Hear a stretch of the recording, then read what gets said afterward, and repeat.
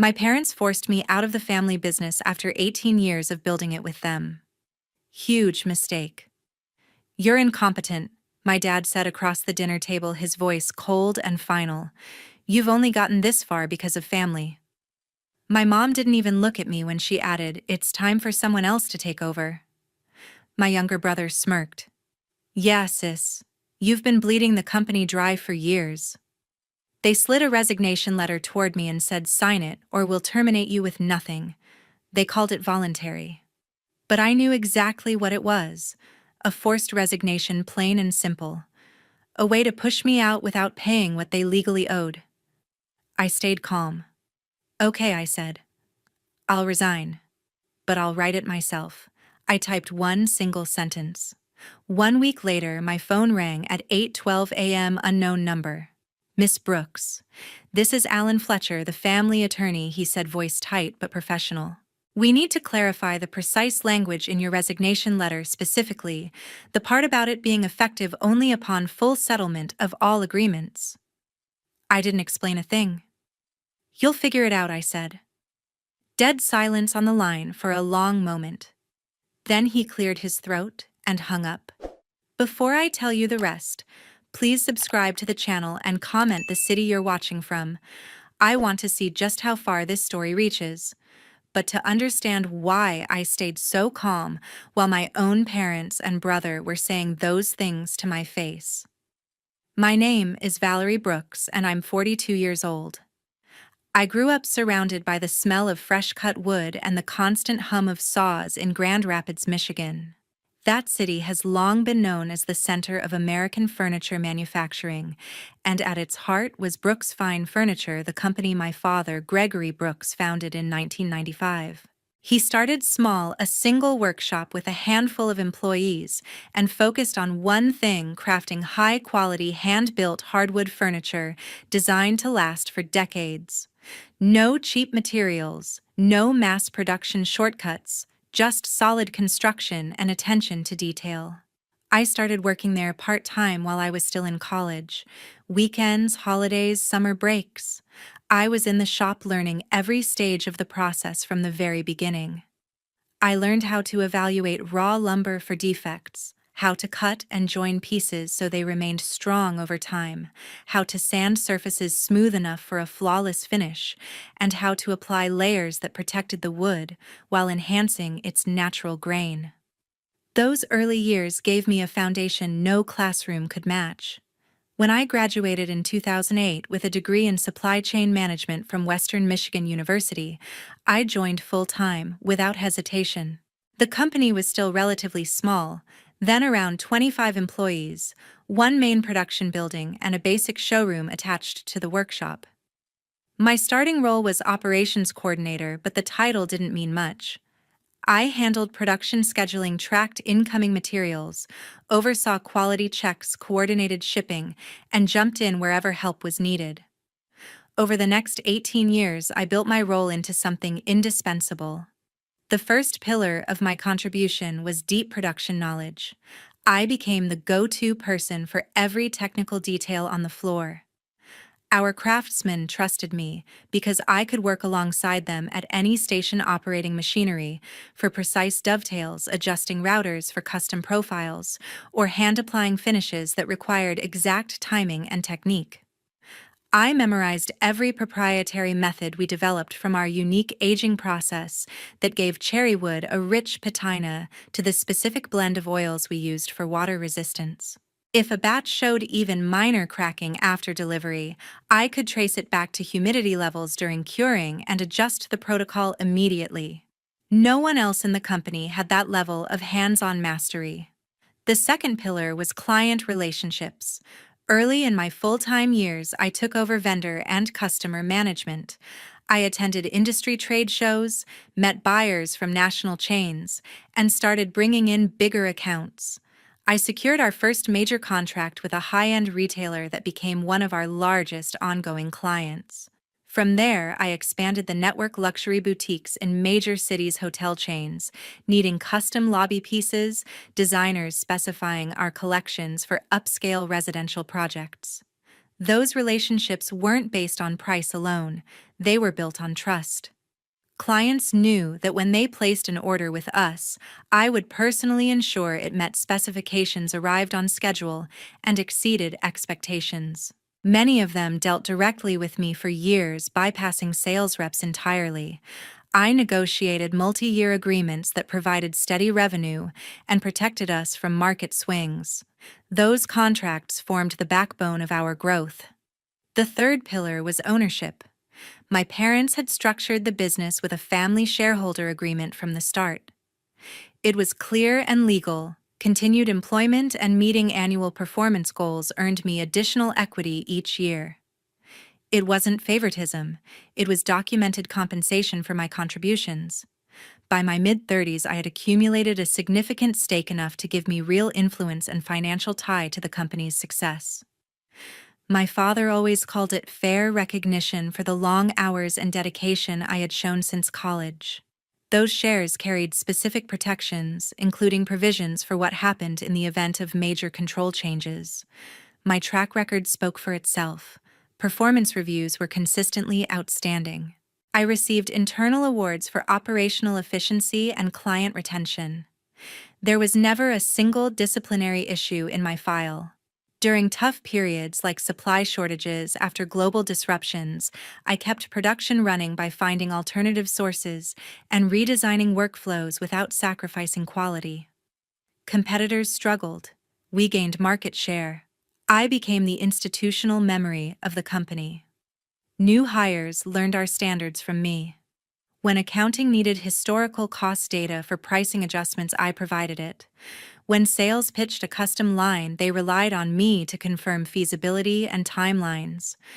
Most employees hired in the last decade had come on board under my oversight, and they saw me as the steady hand guiding day-to-day operations. The company grew steadily because of these three pillars: unmatched production expertise, strong client loyalty built over years, and my substantial legal ownership. Revenue climbed year after year, facilities expanded, and the Brooks name became synonymous with reliable premium craftsmanship. Everything felt secure for a long time. The business was thriving, my position was solid, and the path forward seemed clear. Things only started shifting about 4 years ago when my parents began talking more seriously about retirement. My parents announced they would hand over the company to the family member most suited to lead it. At first, the statement sounded fair.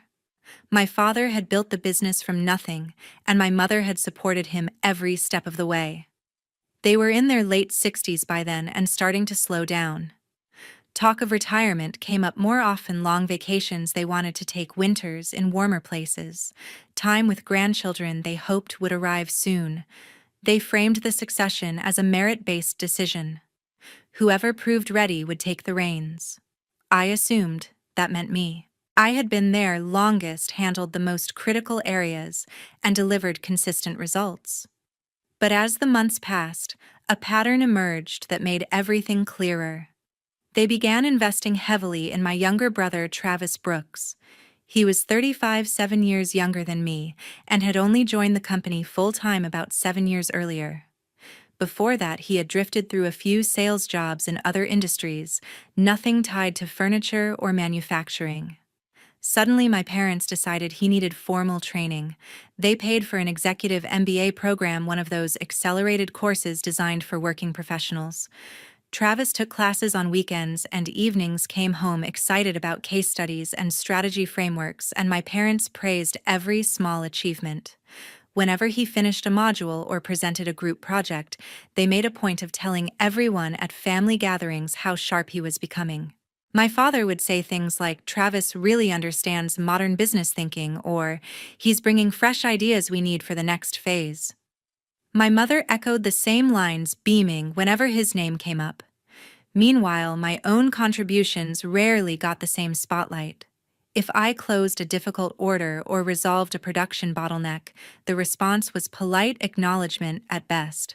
The conversation shifted quickly back to Travis, his latest class, his networking events, his vision for expanding online sales. It became routine. Sunday dinners turned into updates on his progress, with my parents hanging on every detail. They started giving him visible responsibilities that played to his strengths and avoided his weaknesses. He handled customer visits at trade shows, met with sales reps, and pitched new product lines to smaller accounts. These were safer roles, no deep involvement in the complexities of production scheduling or supply negotiations. When he landed a modest new dealer, my parents celebrated it like a major victory, inviting the whole family to toast his success. At the same time, they began consulting him on decisions that used to come to me automatically. My father would call Travis into his office for discussions about pricing strategy or marketing budgets. Afterward, Travis would relay the outcome to me casually, as if it were normal. My mother started forwarding him emails from long-term suppliers asking for his input before looping me in. The imbalance grew more obvious during family events. Birthdays, holidays, even casual barbecues became platforms for highlighting Travis. My parents would steer conversations toward his ideas for the company's future digital marketing partnerships, with influencers opening a flagship store in a trendier location.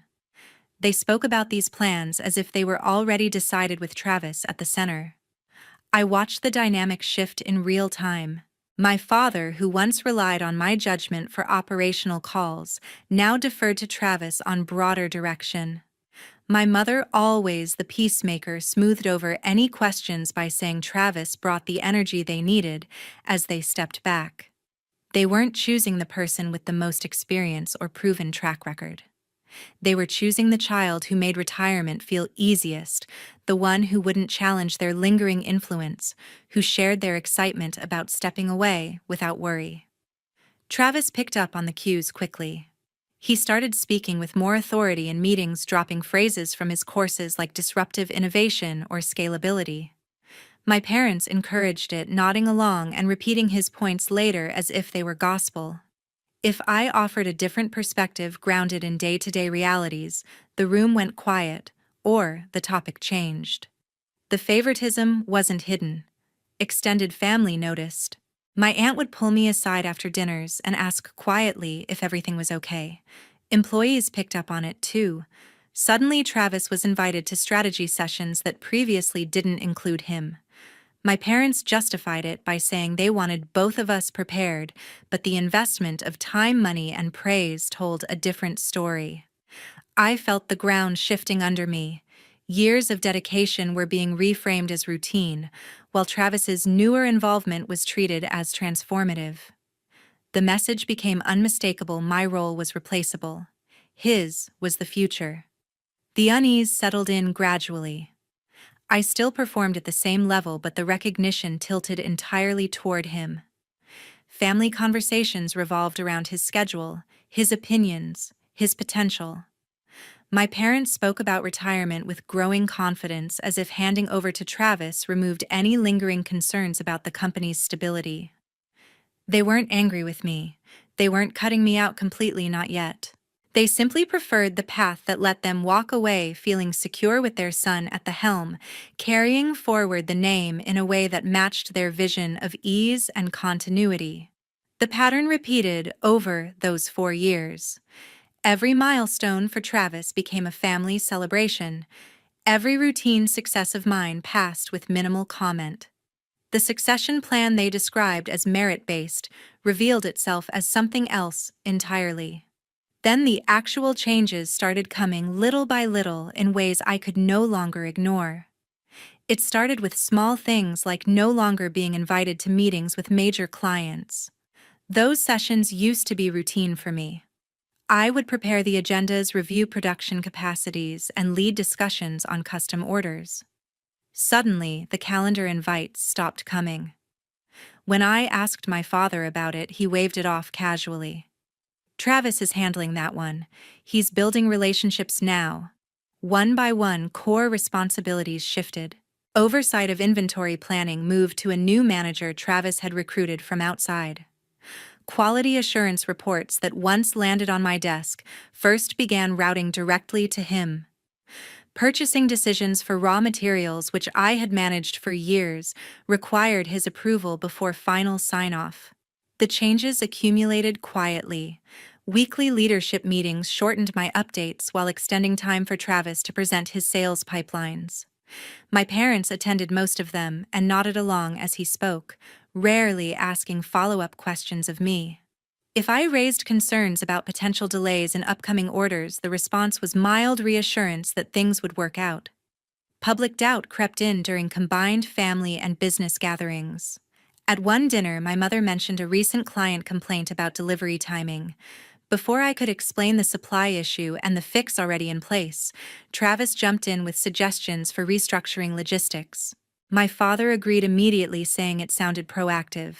My input on why the current system functioned well under normal conditions went unaddressed. Similar moments repeated. Travis would offer opinions on areas outside his direct experience, and my parents accepted them without pushback. If I pointed out practical limitations, the conversation pivoted away. Over time, the pattern solidified. My expertise was acknowledged in passing, but his ideas carried more weight. Staff noticed the shift too. Long-term employees who reported to me started checking with Travis on certain decisions. New hires oriented toward him from day one. When performance reviews came around, feedback forms included comments about needing to align more with the new direction. The exclusions became more direct. I was removed from email threads with key suppliers I had nurtured for over a decade. Budget approvals for operational improvements I proposed sat unanswered for weeks, while requests from Travis moved quickly. My father explained it as delegation preparing for his reduced involvement. The message was consistent. My role was being diminished piece by piece, redefined as support rather than leadership. Input that once shaped outcomes now served as background reference. Travis occupied center stage, backed fully by my parents. I kept performing at the same level. Deadlines met, issues resolved, revenue targets hit. But the recognition flowed elsewhere. The erosion felt deliberate, designed to make my position feel less essential. Around this time, I decided to protect myself. I reached out discreetly to Diane Russell, an employment attorney recommended by a contact outside the company. We met for an initial consultation over coffee away from Grand Rapids. She listened carefully as I described the pattern without naming emotions. When I finished, her advice was straightforward. Nothing illegal yet, but patterns like this can escalate. If things worsen, you'll need evidence. Start documenting everything: emails, meeting notes, decisions, approvals. Keep copies off company systems. I took the counsel seriously. That evening, I set up a personal cloud drive with strong encryption. Every relevant message, every forwarded chain, every calendar change, I saved it. Meeting minutes from leadership sessions went in immediately after. Performance data, client correspondence, budget documents, all backed up regularly. The process became habit. After each shift in responsibility, I noted the date and context. When approvals bypassed me, I screenshot the threads. I organized folders by category: personnel changes, client communications, financial decisions. Nothing dramatic, just methodical records. Diane checked in occasionally by email. Her updates remained measured. Keep collecting. Solid documentation is your strongest asset if push comes to shove. No predictions, no alarm, just emphasis on preparation. The exclusions continued. A major retailer requested a factory tour and specifically asked for me by name. The visit was scheduled, but Travis let it. My parents attended and introduced him as the future face of operations. I stayed back at the office handling routine tasks. Feedback from that tour came to Travis first. Positive notes went to him. Minor suggestions for improvement landed in my inbox without context. The client relationship I had maintained for years began rerouting through him. I documented it all. The habit provided a sense of control amid the gradual sidelining. My work remained excellent, files stayed impeccable, but the writing on the wall grew clearer. The marginalization accelerated in small increments. Input requested less often. Decisions announced after the fact. Praise directed elsewhere. The company functioned smoothly on systems I had built, yet my visibility diminished steadily. Diane's words echoed. Evidence mattered. I expanded the backups to include org charts, as they evolved role descriptions, as they changed hands, even casual notes from family discussions that touched on business. The collection grew substantial, organized, and time-stamped. It wasn't about confrontation yet, just insurance against whatever came next. And then everything truly worsened on one Friday evening I will never forget. I drove to my parents' house that evening thinking it was just a regular family dinner. The table was set nicely when I arrived. My father sat at the head, my mother beside him. Travis was already there, leaning back in his chair. My Aunt Karen, who handles HR for the company, was also present, a folder in front of her. We ate in near silence at first. Small talk about the weather, a neighbor's new car. Then my father cleared his throat. "We need to discuss the future of the business," he said. My mother nodded. "It's time to make some changes official." Karen opened the folder and slid a document across the table toward me. It was a pre-drafted resignation letter on company letterhead. "We've decided Travis will take full leadership now," my father continued. "You've done a lot over the years, but the company needs new energy moving forward." Travis spoke up. "You've had your run, sis. It's my turn." My mother added quietly, "This is best for everyone. We want a smooth transition as we step back." Karen spoke next, her tone formal and procedural. "The letter states you're resigning voluntarily, effective immediately. In return, you'll receive 3 months severance and continued health benefits for that period. A neutral reference will be provided. It's a clean break." I looked at the page. The language released the company from any claims related to employment or separation. My father leaned forward. "Sign it tonight and we keep this amicable. Refuse, and we'll have to terminate for restructuring reasons. No severance, no benefits payout." Travis smirked again. "Come on, don't make this harder than it needs to be." The words hit like repeated blows. Incompetent. Riding family coattails. Bleeding the company. The same phrases they had used before, now delivered without hesitation in front of Karen. They presented it as choice, but the options were clear. Accept the small package or leave with nothing. It wasn't voluntary. It was coercion, dressed as generosity. I felt the weight of the room, my own family aligned against me, ready to sever ties over a signature. I kept my voice steady. "I'll resign," I said, "but I want to write the letter myself." My father frowned slightly. "We've already prepared one that covers everything legally." Karen nodded. "It's standard language." "I understand," I replied. "Still, I'd prefer my own wording." Travis rolled his eyes. "Fine, whatever. Just get it done." My parents exchanged glances.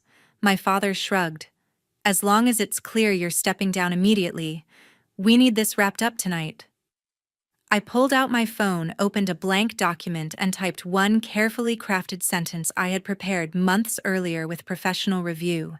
"I hereby resign my position as Vice President of Operations at Brooks Fine Furniture, effective upon full and final settlement of all accrued compensation bonuses, equity vesting, severance entitlements, and any other amounts owed to me under my employment agreements, shareholder documents, and applicable law." I read it once more, signed it digitally, printed a copy on the home printer my parents kept in the study, and handed it across the table. My father skimmed it quickly. "Looks acceptable," he said, passing it to Karen. She glanced over the single line. "It states resignation." "That's the key part." Travis barely looked. "Great. We're done here." None of them paused on the conditional phrasing. They saw the word resign and assumed victory. Karen tucked the letter into her folder. "We'll process the severance as discussed." My mother offered a tight smile. "This will be better for all of us." The conversation shifted to lighter topics, plans for the weekend, a cousin's upcoming wedding, as if the matter was settled. I finished dinner, quietly helped clear plates out of habit, then said goodnight. I drove home that night and sat waiting to see how they would react. A week passed quietly, then my phone rang early one morning. The screen showed an unfamiliar local number. I answered. Miss Brooks.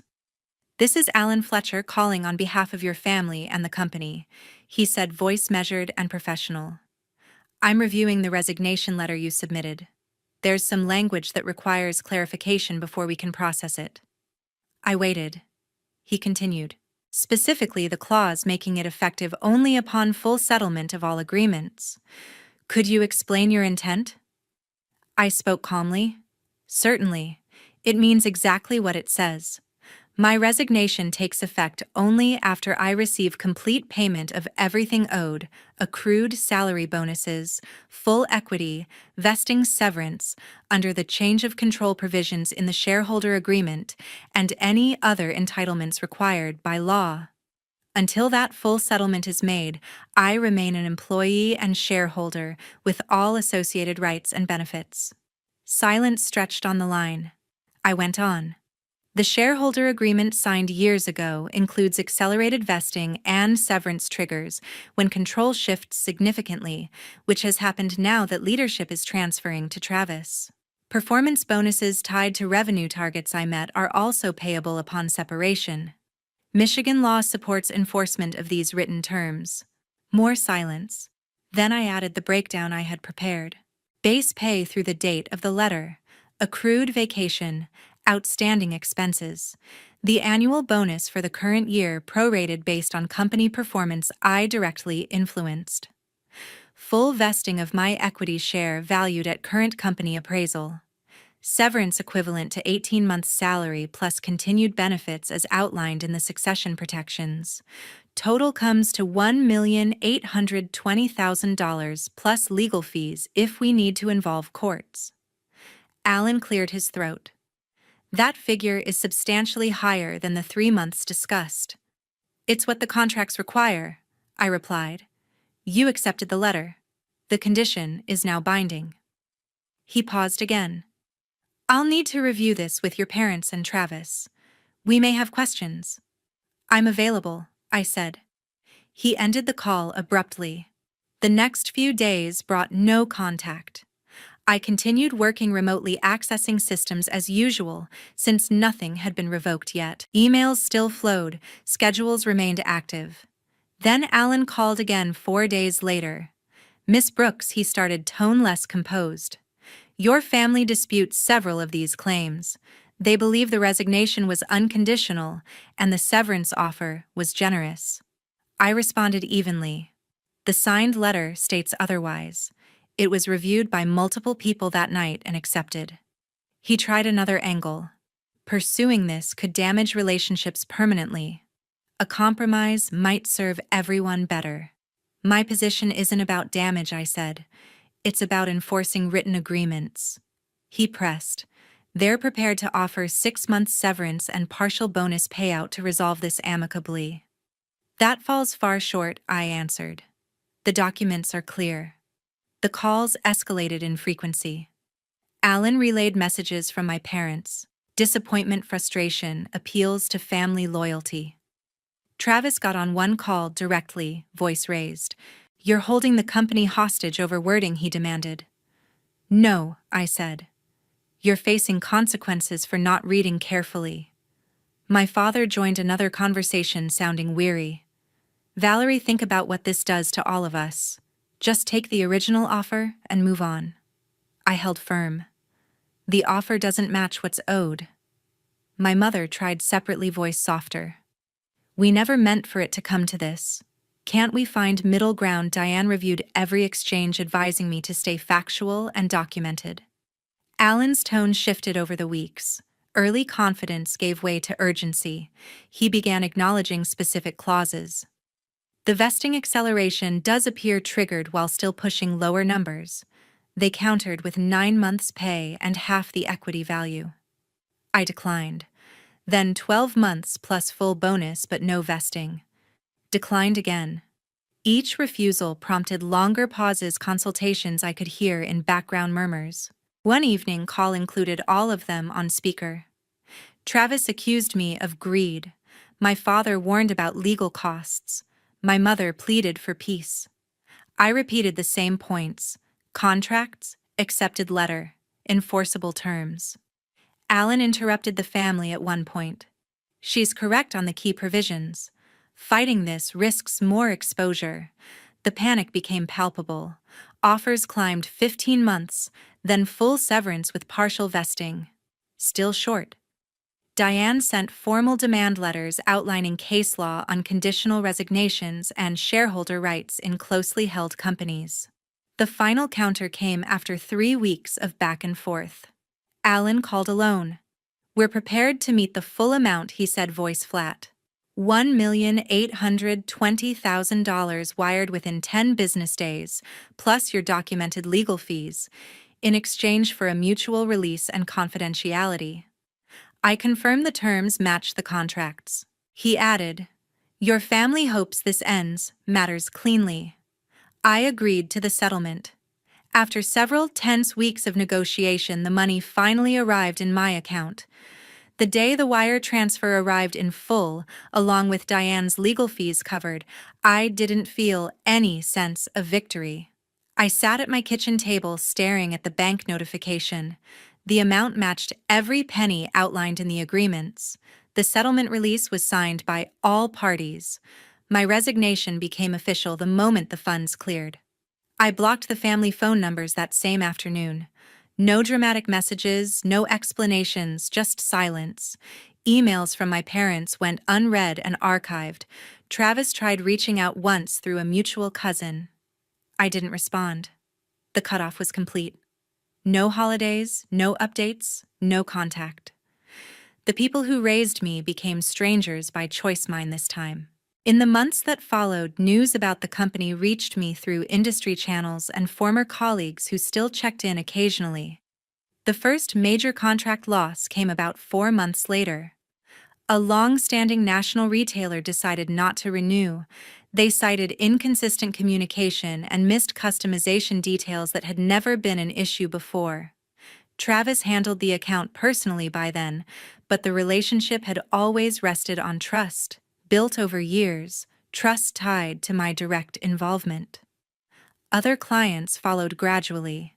A luxury chain in the Midwest reduced orders, mentioning quality variations in recent shipments. Resorts that relied on seasonal collections delayed commitments, waiting for assurance on timelines they once took for granted. Production challenges surfaced too. Delays in material sourcing led to late deliveries. Finish inconsistencies appeared in pieces that reached showrooms. Employees who messaged me privately described confusion over standards that used to be second nature. Travis pushed new initiatives online, direct sales influencer partnerships, faster turnaround promises. Some gained temporary attention, but core clients wanted reliability over flash. Revenue dipped quarter by quarter. By the end of the first year, the decline was unmistakable. Several key craftsmen retired or left for competitors. Suppliers tightened credit terms after late payments. The company that once grew steadily now fought to hold ground. My parents postponed retirement plans indefinitely. The freedom they sought evaporated as they stepped back in to steady operations. Travis worked longer hours, but gaps in institutional knowledge widened. I followed none of it closely. Occasional updates came unasked: industry reports, mutual acquaintances mentioning struggles. I acknowledged them without engagement. I moved forward on my own terms.